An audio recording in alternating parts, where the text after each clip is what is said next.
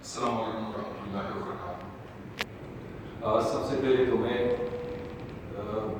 اپنی اس سوسائٹی کے تمام ممبران کا تہ دل سے شکریہ ادا کرتا ہوں کہ انہوں نے مجھے اس کی ممبرشپ دی تھی اور آج یہاں پہ مجھے بلا کے آپ لوگوں سے مخاطب ہونے کا موقع بھی فراہم کیا، اور یقیناً یہ میرے لیے بہت بڑے اعزاز کی بات ہے کہ اتنے اعلیٰ ذوق رکھنے والے لوگ یہاں پہ بیٹھے ہوئے ہیں ماشاء اللہ۔ کچھ کو میں جانتا ہوں پہلے سے، جیسے ظفر بھائی اور ٹیپو صاحب اور شان بھائی کے ساتھ ڈسکشن ہوتی رہتی ہے، بات چیت ہوتی رہتی ہے، کچھ لوگ میرے لیے نئے ہیں، لیکن میں اب مزید وقت فارمیلٹیز میں ذائقے وغیرہ میں موضوع کی طرف آؤں گا کیونکہ وقت محدود ہے۔ تو مجھے آج جو موضوع ملا ہے بات کرنے کے لیے وہ ہے نظریہ ارتقاء اور اسلام، یا evolution theory and Islam. Evolution theory یا نظریہ ارتقاء جو ہے یہ ایک سائنسی مفروضے کے بنیاد پہ قائم ایک تھیوری ہے یا ایک نظریہ ہے، اور یہ نظریہ جتنا معروف ہے، جتنا مشہور ہے، اتنا ہی یہ متنازعہ بھی ہے۔ اور اس کے حوالے سے جو تنازعات ہیں اس کے بارے میں آپ لوگوں کو بتا دوں کہ اکثر مسلم ممالک میں اس تھیوری کو مکمل طور پہ بین کر دیا گیا ہے، نصاب کی کتابوں سے اس کو ہٹا دیا گیا ہے، اس کو نہیں پڑھایا جاتا۔ لیکن جو مغربی اور یورپی ممالک ہے وہاں بھی اس تھیوری کو پڑھایا تو جاتا ہے، لیکن ابھی جو تازہ ترین میں نے ریسرچ کی ہے اپنے اس اسپیچ کے لیے، تو وہاں پہ اگر ایوریج ہم نکالیں تو ایون کہ یورپ اور امریکہ میں بھی تقریباً 35 to 40% پیپل ایسے ہیں لوگ کہ جو کسی نہ کسی طور پہ اس کو یس اٹ میں بھی، لیکن زیادہ لوگ ابھی بھی کہتے ہیں کہ ناٹ پاسبل، یہ صحیح نہیں ہے۔ تو یہ تو اس تھیوری کے حوالے سے میری بات ہوئی۔ پھر یہ جو نظریہ ہے یا یہ جو ایوولوشن تھیوری ہے، تو ایوولوشن کا کانسیپٹ جو ہے یہ کسی نہ کسی طور پہ ہر دور میں موجود رہا ہے۔ قدیم یونان کے اگر جو ہم فلاسفرز ہیں یا ان کے جو محققین ہیں ان کی بھی اگر ہم تصنیفات پڑھیں یا کتابیں پڑھیں تو اس میں بھی یہ کسی نہ کسی شکل میں موجود ہے، لیکن اس کو باقاعدہ ایک تھیوری کی شکل نہیں دی گئی۔ اسی طریقے سے قدیم زمانے کے جو مسلم سائنسدان ہیں ان کے ہاں بھی کچھ نہ کچھ ایسے اشارات ملتے ہیں جو کہ کسی نہ کسی طور پہ یہ جو ایوولوشن تھیوری ہے یا جو نظریہ ارتقاء ہے اس کے ساتھ ملتے جلتے ہیں۔ لیکن پھر اس کو باقاعدہ ایک تھیوری کی شکل تب ملی جب ایک برطانوی naturalist, British naturalist Charles Darwin نے ایک تھیوری پیش کی، تو اس تھیوری کو پھر ڈارون تھیوری کا نام بھی دیا گیا اور اس تھیوری کو پھر اسی کے نام سے منسوب کیا گیا۔ تھوڑا سا اس کے پس منظر کے بارے میں آپ لوگوں کو پہلے بتا دوں کہ ڈارون نے یہ جو نظریہ پیش کیا تھا، یہ جو تھیوری پیش کی تھی، یہ کس بنیاد پہ پیش کی تھی؟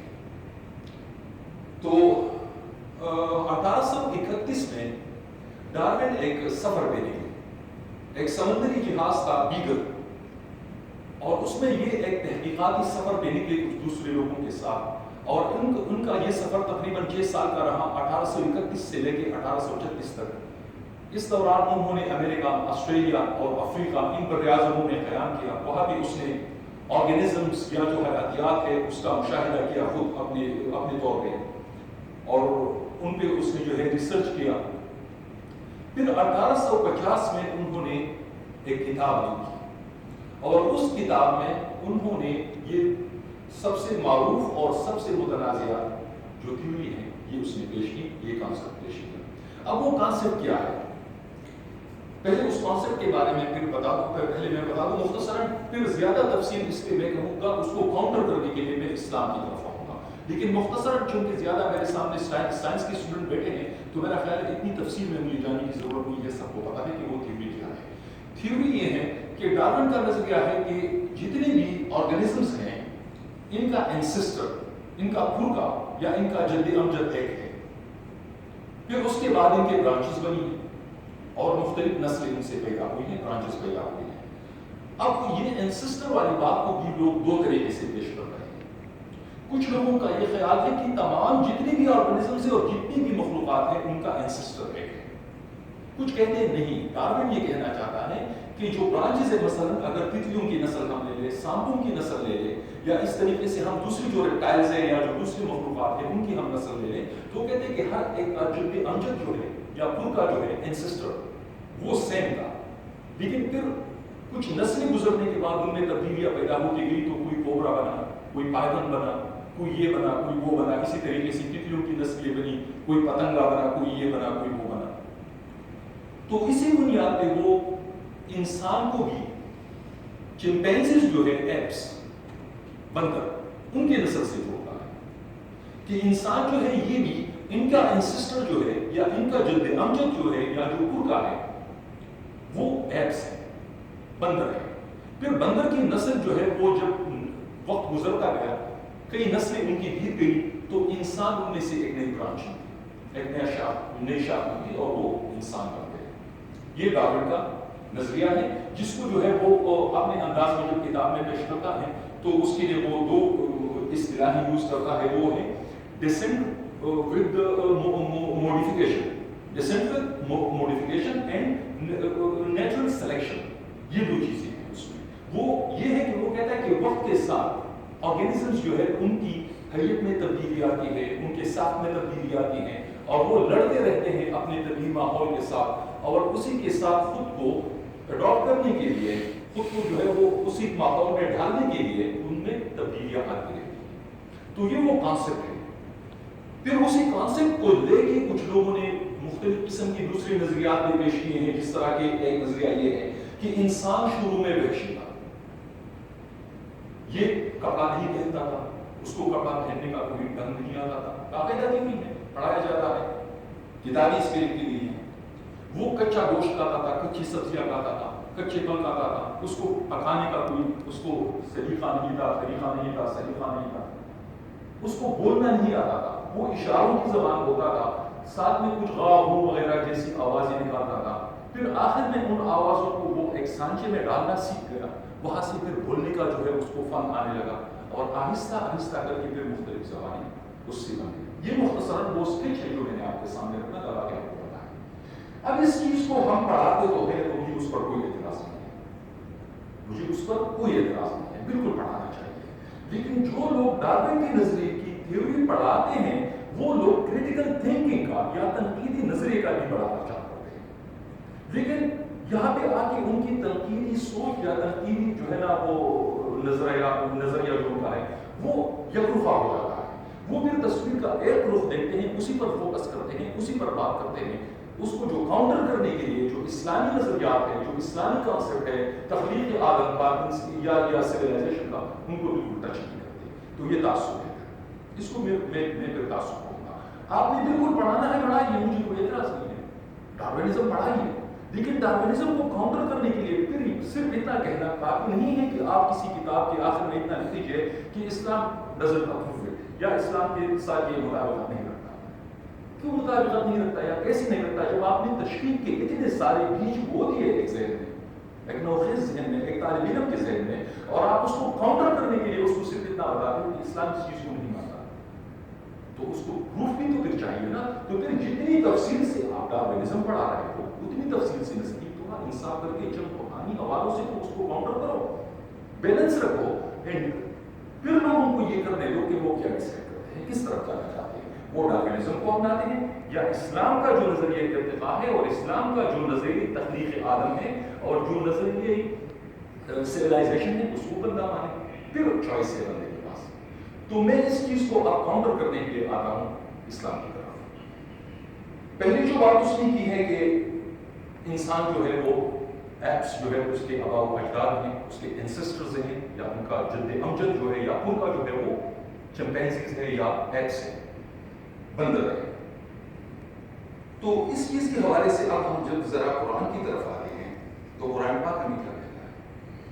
قرآن پاک متعدد مقامات پہ اللہ تعالیٰ نے اس کی وضاحت کی ہے، لیکن ایک جگہ پہ بڑی صراحت کے ساتھ اس کو بیان کیا ہے.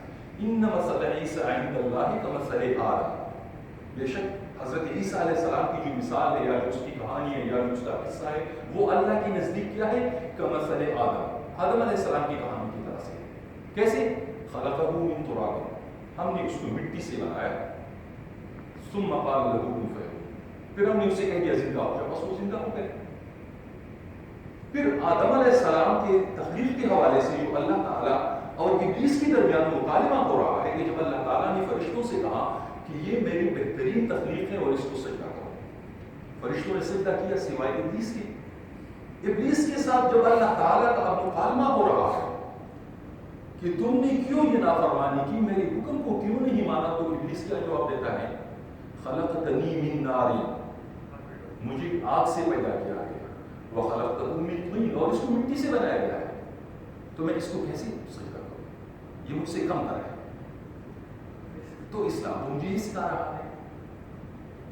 دوسری بات آتی ہے اب کہ انسان کو بولنا آتا تھا کہ نہیں آتا تھا،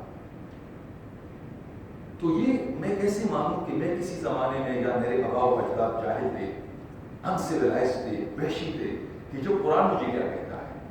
الرحمن علم القرآن، اللہ تعالیٰ وہ ہے رحمان، وہ ہے جس نے قرآن کا علم دیا، خلق الانسان، اس نے انسان کو بنایا، علمہ البیان، اور اس کو بولنے کا فن سکھایا۔ جب بنایا اس کو بولنے کا فن سکھایا، اور اللہ تعالیٰ کے درمیان مکالمہ ہو رہا ہے آدم کے ساتھ، پھر اللہ تعالیٰ اور شیطان کے درمیان مکالمہ ہو رہا ہے، جگہ جگہ پہ اس کا ذکر ہے۔ تو میں یہ کیسے مانوں کہ میں ایسے دور سے میرے آباء و اجداد گزرے ہیں، یا میرا پرگا جو ہے، یا میرا جو انسسٹر ہے وہ اتنا انسیولائزڈ تھا کہ اس کو بولنا نہیں آتا۔ پھر اگر ہم آتے ہیں قرآن پاک کی جو سب سے پہلی آیتیں نازل ہوئی ہیں، وہ آپ لوگوں کو پتا ہوگا سورہ علق ہے، تو سورہ علق کی ابتدائی آیتیں اس پر ذرا غور کیجیے گا۔ یہ میں مختصراً بتا رہا ہوں، کائنڈلی آپ لوگ اس پہ تھوڑا ریسرچ کیجیے، جس طرح کی ٹیپو صاحب نے ابھی شروع میں بات کی اور ذیشان بھائی نے، کتاب کے ساتھ تھوڑا تعلق جوڑیے اور اپنے قرآن کے ساتھ، اور اس کو پڑھیے سمجھیے۔ میں یہ نہیں کہتا آپ لوگ نہیں پڑھتے ہوں گے، دوبارہ پڑھیے، پھر پڑھیے تو وہ چیزیں واضح ہو جائیں گی۔ سورہ علق کی جو ابتدائی آیتیں ہیں، تو اس میں شروع میں تو مخاطب اللہ کے رسول صلی اللہ علیہ وآلہ وسلم ہے کہ اقرأ باسم ربک الذی خلق۔ حضرت جبرائیل علیہ السلام پہلی وحی لے کے آتا ہے، اور ہمارے نبی کریم صلی اللہ علیہ وآلہ وسلم سے قاری کرام مخاطب ہو کر کہتے ہیں کہ اقرأ، پڑھ، باسم ربک، اپنے رب کے نام سے، خلق، جس نے پیدا کیا۔ تو یہاں تو پھر نبی کریم صلی اللہ علیہ وسلم مخاطب ہے کہ اقرأ، آپ پڑھو، ٹھیک ہے۔ لیکن آگے پھر جو ہے پھر کیا ہے کہ اسی صورت میں آگے کی آیت میں اقرأ باسم ربک الذی خلق، خلق الانسان من علق، جس نے انسان کو خون کے لوتھڑے سے پیدا کیا، اس رب کے نام سے پڑھ۔ اقرأ وربک الاکرم، پھر کہتے ہیں پڑھ، اور تمہارا رب بہت مہربان ہے۔ کون سا رب؟ کون سا مہربان رب؟ الذی علم بالقلم، جس نے قلم کے ذریعے سے سکھایا، علم الانسان ما لم یعلم، سکھایا انسان کو وہ سب کچھ جو وہ نہیں جانتا تھا۔ تو قلم کا تصور، بولنے کا تصور، سیکھنے سکھانے کا تصور، یہ تو اس دور سے اب اللہ تعالیٰ کو، کیونکہ پہلی آیت میں تو مخاطب اللہ کے رسول صلی اللہ علیہ وسلم ہے کہ اقرأ، لیکن آگے اس کو بتاتا ہے کہ اللہ تعالیٰ کون ہے۔ تو اس نے انسان کو پیدا کیا اور انسان کو یہ سب سکھایا، ٹھیک ہے، کہ خلق الانسان من علق، اقرأ وربک الاکرم الذی علم بالقلم علم الانسان ما لم یعلم، جس نے انسان کو وہ سب سکھایا جو وہ نہیں جانتا تھا۔ تو یہاں پہ آ کے بالکل کنٹراسٹ ہے، جو ہمیں سائنس کی کتابوں میں پڑھایا جاتا ہے، جو ہمیں ہمارا دین بتاتا ہے۔ میں سائنس کا منکر نہیں ہوں، میں یہ کہتا ہوں کہ آپ سائنس نہ پڑھو، لیکن بیلنس رکھنا ضروری ہے، بیلنس رکھنا ضروری ہے۔ اور کریٹیکل تھنکنگ جو ہے نا، وہ صرف اسلام کے اگینسٹ نہیں ہونی چاہیے، کریٹیکل تھنکنگ ان چیزوں کے خلاف بھی ہونی چاہیے جو ہمیں پیش کی جا رہی ہیں، اور جن کو ہم انکنڈیشنلی بلا سوال کیے کوئی سوال اٹھائے بغیر قبول کر رہے ہیں۔ تو ہم قرآن میں تو سوال اٹھائے اور ان کے نہ اٹھائے تو یہ تو بڑی زیادتی ہوگی میری نظر میں، اور ہے زیادتی، یہ تو ظلم ہے کہ جو انسان کی تخلیق ہے، انسانی ذہن کی اختراع ہے، انسانی ذہن کی پیداوار ہے، اس چیز کو تو میں منوان قبول کروں، سمعنا واطعنا، لیکن جو اللہ تعالیٰ کا کلام ہے اس پر میں سوال اٹھاؤں تو یہ بھی ظلم ہے۔ تو یہ ظلم نہیں ہونا چاہیے، بیلنس کا مسئلہ ہونا چاہیے۔ اسی طریقے سے جہاں تک یہ بات آتی ہے دوبارہ کہ انسان ننگ درنگ گھوما کرتا تھا، وہ کپڑے نہیں پہنتا تھا، اس کو یہ فن نہیں آتا تھا، وہ انسیولائزڈ تھا۔ تو انسیولائزیشن کی پہلے میں بات کرتا ہوں، پھر آتا ہوں لباس کی طرف، پھر میں بات ختم کرتا ہوں، میرا خیال ہے میری بات میں ہوتی جا رہی ہے تو آپ لوگوں کو سویلائزیشن کے بارے میں دو جگہ پہ میں آپ لوگوں کو بتاتا ہوں۔ پہلے جو ہے نا سورہ 3 میں آپ پڑھیے، والتین والزیتون وطور سینین وہذا البلد الامین لقد خلقنا الانسان فی احسن تقویم۔ اللہ تعالیٰ کیا کہتے ہیں؟ میں نے انسان کو بہترین شکل و صورت کے ساتھ پیدا کیا ہے، انسان کو. تو یہاں بھی اس بات کی نفی ہوتی ہے کہ میرا انسسٹر، میرا پھرکا، میرا جد امجد کوئی عیب تھا، کوئی بندر تھا، کیونکہ ان کے بارے میں تو اللہ تعالیٰ کیا کہتے ہیں؟ قردۃ خاسئین، بدشکل بندر. تو میرا پھرکا جو ہے وہ قردۃ خاسئین میں سے ہے، بدشکل بندروں میں سے ہے. اور اللہ تعالیٰ کیا کہتے ہیں؟ لقد خلقنا الانسان فی احسن تقویم، ہم نے انسان کو بہترین شکل و صورت کے ساتھ پیدا کیا. اسی طریقے سے سورہ اسراء میں پھر وَلَقَدْ كَرَّمْنَا بَنِي آدَمَ، ہم نے بنی آدم کو بہت عزت بخشی. وَحَمَلْنَاهُمْ فِي الْبَرِّ وَالْبَحْرِ، اور اس کو ہم نے خشکی میں اور بحر میں اور سمندروں میں راستے دیے، اس کو قدرت دی، اس پہ چلنے کی. وَرَزَقْنَاهُمْ مِنَ الطَّيِّبَاتِ، اور اپنی پاکیزہ چیزیں کھانے کی ہم نے اس کو میسر کی. وَفَضَّلْنَاهُمْ عَلَىٰ كَثِيرٍ مِّمَّنْ خَلَقْنَا تَفْضِيلًا، اور جو پہلے ہم نے بہت ہی بہتر مخلوقات پیدا کی تھی، ان مخلوقات میں اس کو ہم نے فوقیت دے دی، فضیلت دے دی. یہ قرآن ہمیں بتاتا ہے اب انسان کے بارے میں، وہ انسان کے جس کے بارے میں مجھے بتایا جا رہا ہے کہ اس کا پورا ادھر سے ہے اور یہ انسیولائز تھا، یہ کچھ نہیں چاہتا. پھر اگر آتے ہیں ہم ان چیزوں کی طرف کہ انسان آگ سے ناواقف تھا، ایک عجیب تھیوری پیش کی جا رہی ہے کہ، اور پھر شاید کی بنیاد پہ کہ مفروض ہے سارے نا، مفروضہ یہ بھی ہے کہ آگ پہلے نہیں تھی اور انسان کچا گوشت کا کرتا تھا. پھر شاید کسی شکاری نے کسی شکار کو مارنے کے لیے پتھر اٹھا کے مارا، وہ پتھر جو ہے وہ جا کے دوسرے پتھر سے ٹکرایا، اس سے ایک چنگاری اڑی، وہ جا کے سو کی جاڑیوں میں پڑ گئی، وہ ادھر سے آگ اٹھی. پہلے یہ جو ڈر گئے، پھر آہستہ آہستہ جب قریب جانے لگے تو ان کو سکون آنا محسوس ہوا، اور قریب گئے تو ان کو تکلیف محسوس ہوئی. اسی طریقے سے آگ کی دریافت ہوئی. اللہ تعالیٰ کیا کہتا ہے؟ اللہ تعالیٰ کہتے ہیں میں نے آدم کو بیچنے سے پہلے زمین میں اس کے لیے یہ تمام چیزیں پیدا کی تھی. متاع جو ہے وہ پہلے سے میں نے اس کے لیے زمین میں ساری چیزیں پیدا کی تھی. پہلے پارے میں سورہ بقرہ میں جب آدم علیہ السلام کی تخلیق کے بارے میں پہلی بات ہوتی ہے، ادھر سے جا کے شروع کیجیے. تو اسی میں آپ کو یہ تمام جو ہے جو گفتگو ہے پہلے فرشتوں اور اللہ کے درمیان، پھر اللہ تعالیٰ اور آدم علیہ السلام کے درمیان، پھر شیطان اور آدم اور اللہ کے درمیان. تو اس رکوع میں آپ کو جو ہے وہ، لیکن میں مختصراً ڈائریکٹلی اس طرف آتا ہوں کہ فَأَزَلَّهُمَا الشَّيْطَانُ عَنْهَا فَأَخْرَجَهُمَا مِمَّا كَانَ فِيهِ، کہ جب شیطان نے ان کو بگاڑا کہ اس جنت سے نکال دیا جس میں یہ رہتے تھے، تو کیا ہوا؟ فَأَخْرَجَهُمْ وَقُلْنَا اهْبِطُوا بَعْضُكُمْ لِبَعْضٍ عَدُوٌّ وَلَكُمْ فِي الْأَرْضِ مُسْتَقَرٌّ وَمَتَاعٌ إِلَىٰ حِينٍ، کہ زمین پہ اتر جاؤ اور زمین میں تمہارے لیے سکون کی ٹھکانہ بھی ہے، اور وہاں بھی تمہارے لیے متاع بھی ہم نے ایک مقررہ وقت تک پیدا کیا. متاع لغت میں اس کے معنی دیکھ لیجیے. متاع جو ہے ضروریات زندگی کی ہے، وہ چیز جس سے ہم لین دین کرتے ہیں، جس سے منافع کسی بھی صورت حاصل کرتے ہیں، وہ بھی متاع ہے. متاع حیات جو ہے وہ ایک ادبی اصطلاح بھی ہے جو سر بہت جانے ہوں گے. تو متاع جو ہے وہ چیزیں تو اللہ تعالیٰ نے پہلے سے پیدا کی. اسی طریقے سے اور بھی بہت ساری آیتیں ہیں، بات لمبی ہو جائے گی، تو اسی لیے میں ان تفصیلات میں نہیں جانا چاہتا. میں سرسری صرف بات بتا رہا ہوں، مزید تحقیقات خود کر لیجیے گا. پھر آتے ہیں لباس کی طرف کہ انسان جو ہے وہ شروع میں لباس نہیں پہنتا تھا. اب لباس والی بات جو ہے سورہ آراف میں کچھ آیتیں ہیں جو کہ تقریباً مسلسل آیتیں ہیں، اور وہ بھی حضرت آدم علیہ السلام کی واقعے سے جڑی ہوئی.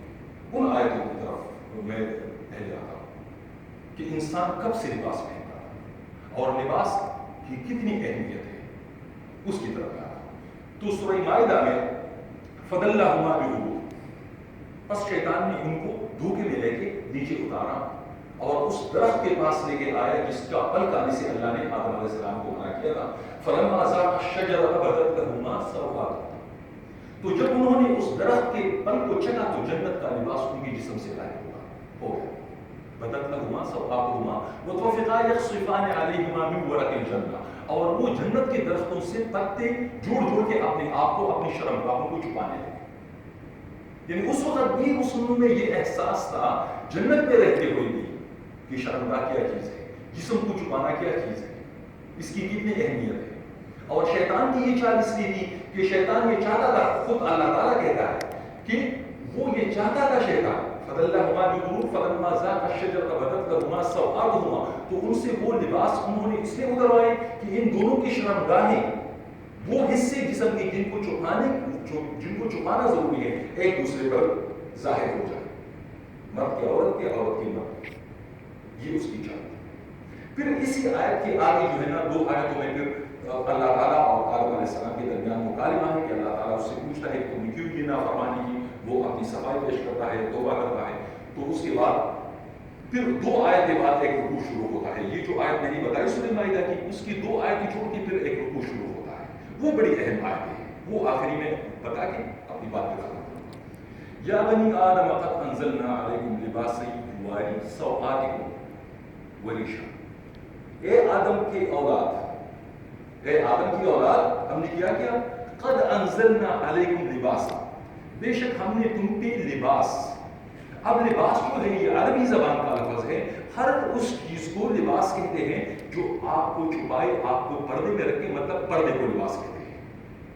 ورنہ ایک اور جگہ پہ اس کی وضاحت کی ہوئی ہے نا سورہ بقرہ میں کہ ماہ صیام یا جو روزے کا مہینہ ہے، اس میں جب صحابہ کرام نے سوال کیا تھا کہ رات کو کیا ہم اپنی بیویوں کے پاس جا سکتے ہیں، بیویوں کے پاس جا سکتے ہیں، تو اللہ تعالیٰ نے اس پر حکم جو نازل فرمایا تو ان کو کہا کہ بالکل روزہ کھولنے کے بعد آپ لوگوں کو اجازت ہے کہ آپ اپنی بیویوں کے پاس جا سکتے ہیں، کیونکہ ہن لباس لکم وانتم لباس لہن. وہ تمہارے لیے پردہ ہے، تم ان کے لیے پردہ. کہ کیسے پردہ؟ وہ آپ کو گناہوں سے بچاتے ہیں، آپ ان کو گناہوں سے بچاتے ہیں. وہ آپ کا پردہ رکھتی ہیں، ان کا پردہ رکھتے ہو. تو لباس کے معنی پردہ رکھنے والی چیز. تو یہ اس وقت بھی تھا.